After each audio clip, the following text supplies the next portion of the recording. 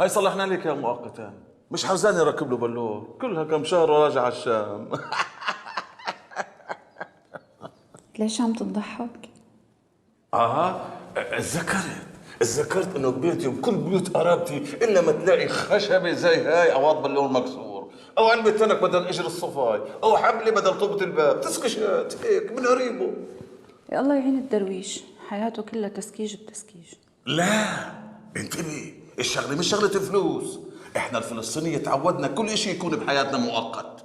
واحدنا بيقول لك مش حزانه نصلح، كلها كم يوم وراجعين على فلسطين، وعلى راجعين اكلنا هوا، وهي صار ماري اكثر من 60 سنه.